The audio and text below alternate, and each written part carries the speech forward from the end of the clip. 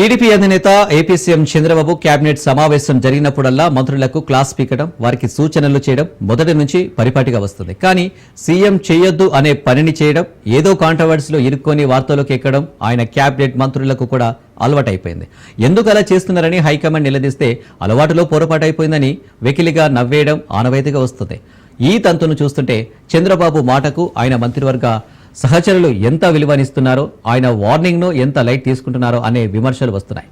చంద్రబాబు నాయుడు మంత్రివర్గ సమావేశం పెట్టినప్పుడల్లా కేబినెట్ సహచరులను ఏదో ఒక విషయంలో హెచ్చరిస్తూ ఉంటారు. ముఖ్యంగా సోషల్ మీడియా బాగా యాక్టివ్ అయిన కారణంగా వాళ్ళ కళ్ళకు దొరికేలా తప్పులు చేసి బుక్కైపోకూడదన్నది చంద్రబాబు అభిప్రాయం.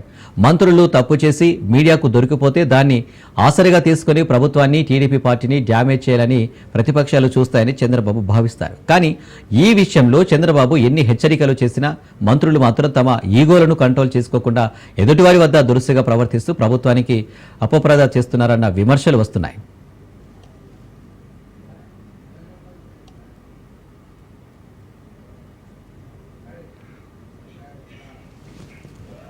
తాజాగా కడప జిల్లా నుంచి చంద్రబాబు కేబినెట్లో ప్రాతినిధ్యం వహిస్తున్న మహిళా మంత్రి సవితమ్మ సత్యసాయి జిల్లా పెనుగొండ సిఎస్టీడీకి వెళ్లారు. అయితే స్థానిక ఎంఆర్ఓ పట్ల సవిత దురుసుగా ప్రవర్తించిన వీడియో ఇప్పుడు వైరల్ అవుతుంది.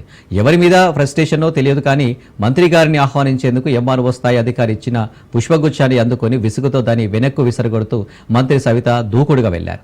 ఆ బొకే కాస్త గన్మెన్ తాకుతూ వెనక్కి పడిపోయింది. ప్రస్తుతం చర్చనీయాంశమైంది.